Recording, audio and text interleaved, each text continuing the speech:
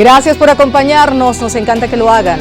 Hoy vamos a escuchar argumentos nuevos y algunos reiterativos sobre la vía electoral. Hay quienes no creen en esa vía, hay quienes están esperanzados en ella, pero nuestro deber como medio de comunicación y de nuestro programa en particular como herramienta de fomento de la tolerancia es mostrar esa gama, las diferentes visiones a través de sus argumentos. Otros breves argumentos sobre temas que son noticias también mostraremos el día de hoy, así que acompáñenos, síganos también a través de las redes sociales, @argumentosgb, @marayirachirinos. Bienvenidos.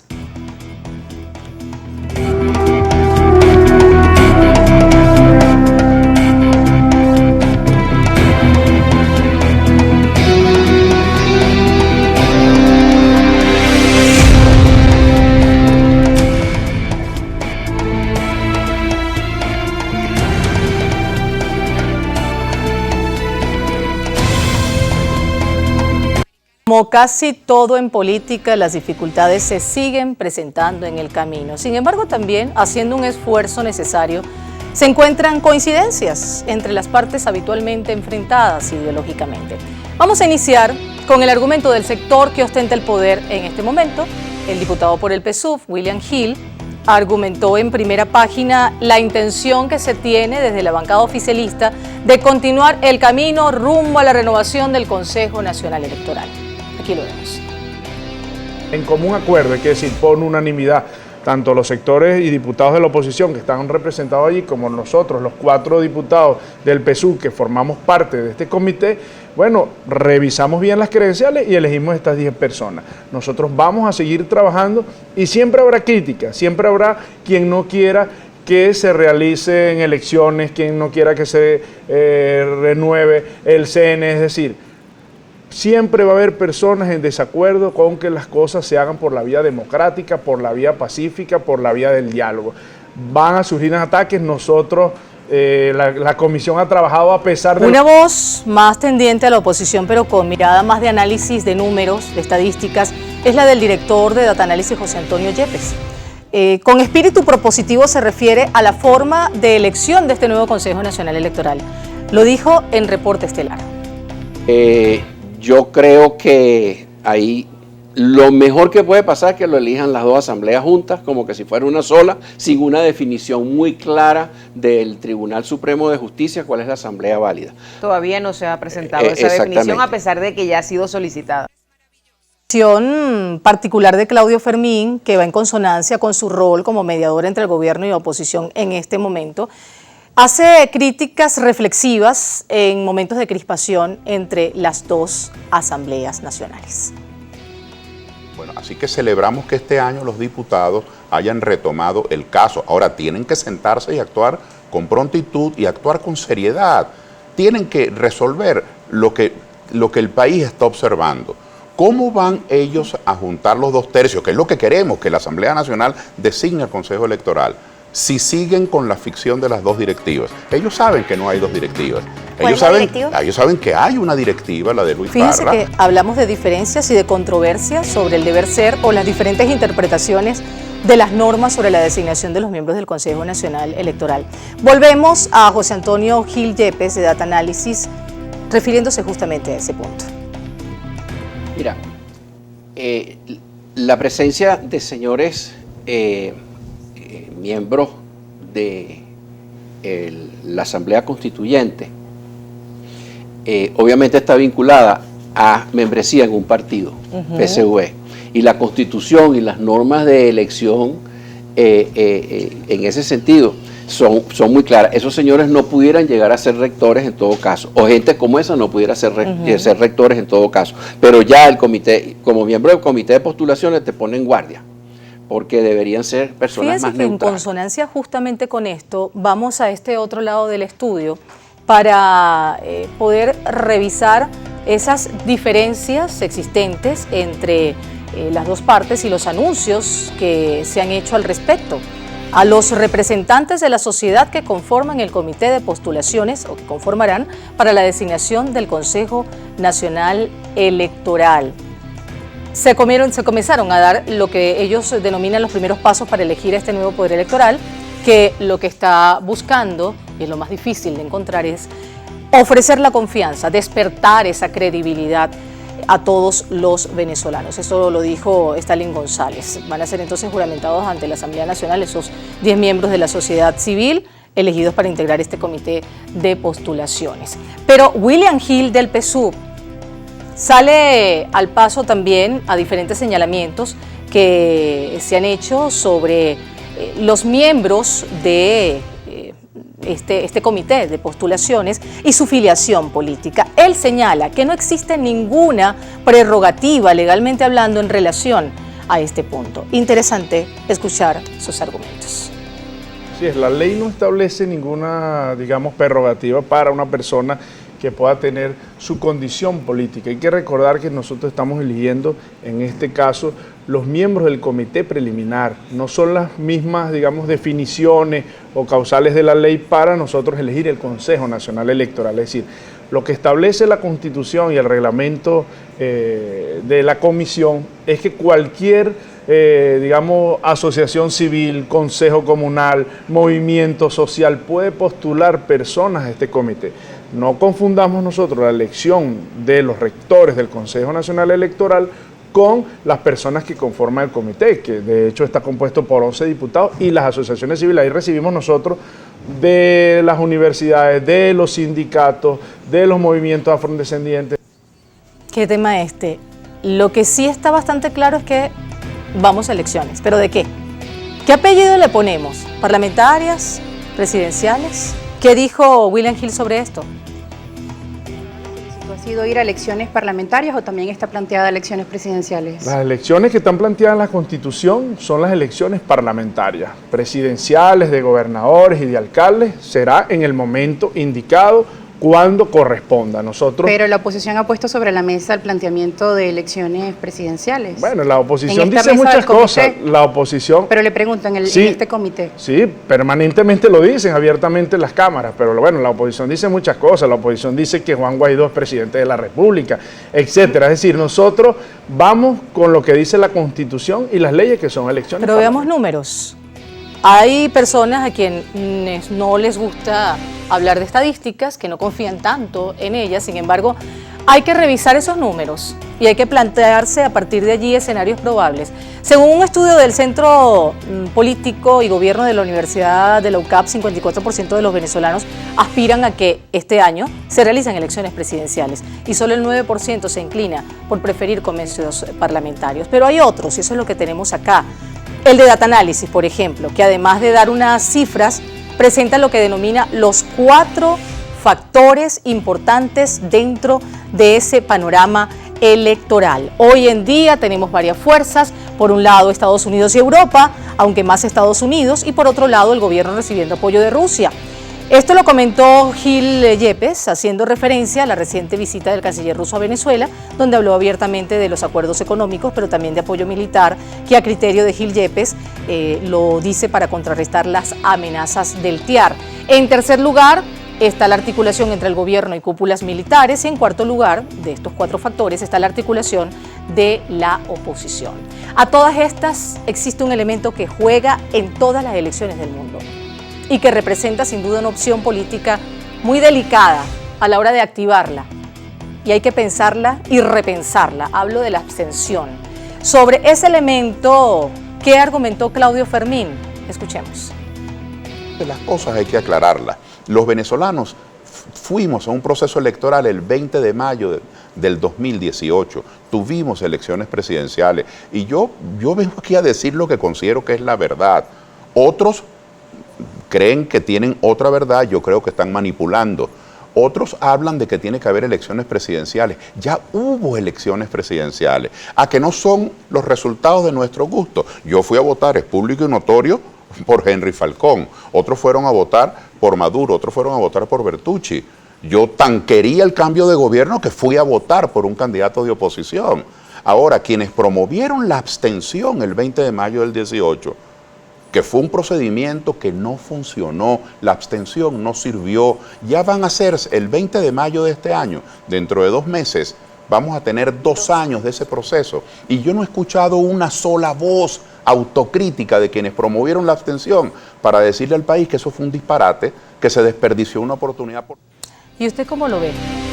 ¿Qué tal se opina a través de nuestras redes sociales? Estamos en Twitter, estamos en Instagram, @argumentosgb, @marayirachirinos. Pequeña pausa, ya volvemos con más.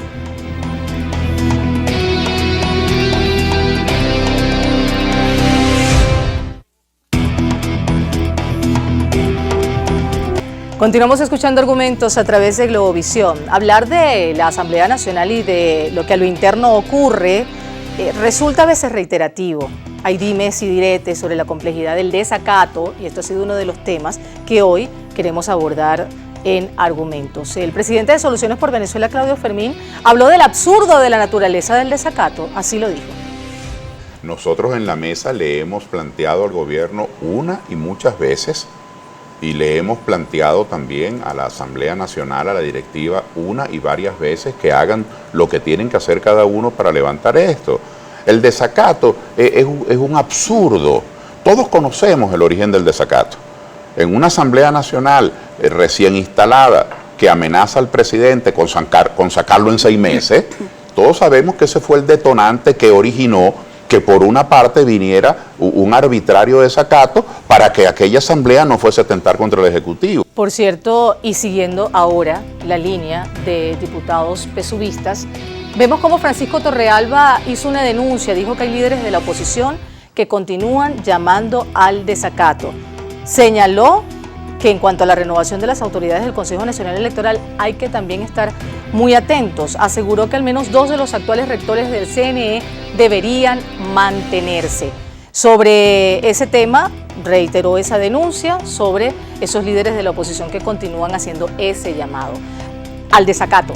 Pero todo, absolutamente todo, debería pasar por la consecución de las garantías electorales. Siempre es preciso delinear cuáles son las garantías y los derechos que deben estar presentes en el proceso electoral para considerar válido de conformidad con nuestro ordenamiento jurídico vigente.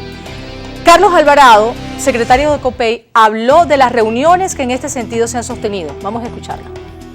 Pude escuchar el día lunes una de las conclusiones que daban dentro de esa reunión es que se hablaba de la representación proporcional. La representación proporcional es fundamental y además está contemplada en la Constitución. Ahora, ¿cómo la materializamos para que todas las voces del país estén allí representadas y sean escuchadas? Como se hacía con anterioridad, ahí existían pues representantes de las minorías que ejercían de alguna manera pues su voz en representación de un sector que no se veía representado en lo que en aquellos momentos gobernaban al país. Bueno, este espacio, si esto se logra alcanzar, nosotros lo vamos a ver con muy buenos ojos. A propósito de COPEI y de las garantías electorales, su presidente habló para Globovisión, y vamos a verlo acá en nuestra web, sobre la necesidad de reorientar el liderazgo político hacia el proceso electoral. ¿Para qué? Para lograr justamente la elección de los nuevos rectores del CNE y lograr esa confianza tan necesaria. Hablamos de Miguel Salazar. Él aseveró que la organización en los centros de votación es más importante que la organización en el Consejo Nacional Electoral para asegurar que no haya ningún tipo de fraude. Y aquí algo es muy importante. El juego se destranca ¿a partir de qué momento? ¿Qué hacer para lograrlo? ¿Por qué recuperar la confianza es un desafío tremendo que sobre todo del lado del gobierno se tiene que trabajar y se tiene que conquistar? Claudio Fermín se refirió a eso con estos argumentos. Y hablando de destrancar el juego, un país como el nuestro, donde hay tanta desconfianza en el árbitro electoral, donde los niveles de abstención fueron escandalosos, no solamente por la desconfianza per se, la desconfianza es un elemento, sino por la manera como se dirigió una campaña para exacerbar esa desconfianza, para hacernos ver a los venezolanos que lo peor que podíamos hacer una gente más o menos decente era ir a votar. Ir a votar fue presentado casi como un acto delincuencial, una cosa que atentaba contra la dignidad de la familia. Y este acto de manipulación, por supuesto, que se encaramó sobre la desconfianza de que las autoridades generan por su ventajismo, por sus sesgos, por las decisiones que han tomado en el pasado, por hacerse de la vista gorda con el voto asistido, por no depurar el registro electoral, por no abrir el voto a los venezolanos en el exterior. Ellos dieron pie a esta desconfianza y de esa desconfianza se hizo toda una campaña, de tal manera que ahora nosotros, luchando por cambiar el Consejo Nacional Electoral en su directorio, luchando por introducir, como estamos haciéndolo, la representación proporcional, luchando por las garantías, nosotros creemos que esas son maneras de abrirle pasos a la confianza del país. Pero destrancar el juego de nosotros también depende. Vamos a seguir escuchando argumentos. Al regreso, otro tema álgido, los derechos humanos. Ya volvemos.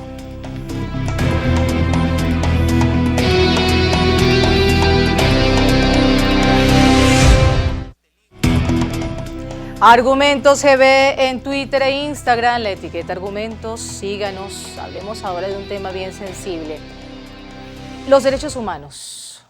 Cada lado defiende a rabiar sus argumentos, además se aprovechan de la coyuntura para insertar el tema de las sanciones, que da para tanto. Otros voceros lo asocian, porque es perfectamente aplicable, a las violaciones de los derechos humanos de los llamados presos de conciencia. Ese es el caso, y con eso vamos a comenzar este segmento de Claudio Fermín, que él sigue de cerca, por cierto, las negociaciones en este sentido. Esto fue lo que dijo. Pero por supuesto que hay gente presa por razones políticas. ¿Pero lo reconoció? Pero es que no hay que reconocerlo, es un hecho. Hay gente que ha conspirado, hay gente que tuvo unos drones, hay gente que participó en el golpe del 30 de abril, hay gente que... Eso es un hecho, esos son hechos evidentes, que hay gente que está presa no porque se robó un carro, o no porque estafó a un comerciante, sino por razones políticas. Ahora, son razones políticas graves, como hay gente que está presa por razones políticas que en opinión nuestra deberían estar liberados, y se lo planteamos también al señor presidente. Pero mi pregunta es, hay quienes dicen, caramba, ¿qué hace Fermín ahí sentado? ¿Qué hace Mujica? ¿Qué hace Marín sentado allí con Maduro? ¿Por qué? Y yo digo, ¿y con quién me voy a sentar? ¿A quién le voy a pedir yo que liberen los presos? ¿Al que los tiene presos? El otro tema, el de las sanciones, es una arista nada despreciable a la hora de hablar de los derechos humanos. Un experto independiente en derechos humanos se refirió a lo que consideró medidas coercitivas, vamos a verlo, y unilaterales, impulsadas por el gobierno de Estados Unidos contra Venezuela, que ha causado, y miren esto, la muerte de 100.000 venezolanos. Fallecieron debido a medidas coercitivas. Y esto exactamente es lo que refleja este portal. Se trata de este experto en derechos humanos que afirmó que estas medidas unilaterales han causado la muerte de más de 100.000 venezolanos, al tiempo que sostuvo que constituyen un crimen de lesa humanidad. Otro que desde una mirada opositora muestra total desacuerdo con las sanciones, justamente por esa razón y otras, es nuevamente Claudio Fermín. Pero la solución no es poner al país en ruina con el bloqueo económico. La solución no es la violencia y el golpe de Estado. La solución es otra. ¿Qué tarda? ¿Qué cuesta? Bueno, pero para eso hace falta constancia, hace falta talento y hace falta seriedad. Ya basta de creer que el camino es la desestabilización. No es el camino. El camino no es la violencia. Con eso se puede ser más popular. Con eso se puede arrancar más aplausos. El camino no es mentirle al país. Ahora, ¿qué hay del sensible tema del derecho a la alimentación como vertiente de los derechos humanos? Con mapa incluido, la FAO nos muestra la situación de inseguridad alimentaria en Venezuela. Aquí está este informe que estima que el 7,9% de la población en Venezuela, 2,3 millones, está en inseguridad alimentaria severa. Un 24,4% adicional, 7 millones, está en inseguridad alimentaria moderada, basándote en ese enfoque. Ahora, hay un especialista en materia de alimentación que hace también una radiografía de la situación desde diferentes dimensiones de la crisis actual. Hablamos de Susana Rafali. Lo argumentó así en primera página. Así que yo verdaderamente le ratificamos al Estado celebrar que permitió el estudio y que lo comience a utilizar, porque está visto que un tercio del país no puede aguantar si esto arrecia, que ya no puede aguantar un ensayo más. Esto cada año nos anuncian un plan de recuperación económica. El Ejecutivo está investido de plenos poderes del 2016 para poner rectificación a esto, y aquí seguimos en hiperinflación. Hiperinflación ya no, estamos en inflación, ahora dolarizados, con un contingente enorme de población sin posibilidad de tener divisa y con una profundización enorme de la desigualdad. Ahora bien, el gobierno también habla de esos esfuerzos que está haciendo para poder mermar la crisis alimentaria. y lo hace a través de convenios con la FAO. Ejecutan proyectos por 5 millones específicamente en el estado Trujillo, en Mérida y en Portuguesa. Es un trabajo conjunto entre el gobierno y la Organización de Naciones Unidas para la Alimentación y la Agricultura. Se ejecutará un proyecto que se circunscribe a estos estados, estimando 5 millones de dólares a través de una única caja de herramientas metodológica y científica para poder mermar esta situación. Si el esfuerzo se hace o no, si funciona o no, hay que monitorear, pero a partir de resultados reales y todo siempre desde las dos miradas, con respeto y tolerancia, porque nadie es dueño de la verdad absoluta y los extremos muchas veces se tocan. Por eso es tan importante escuchar argumentos. Gracias, como siempre, por su amable atención. Será hasta una próxima oportunidad.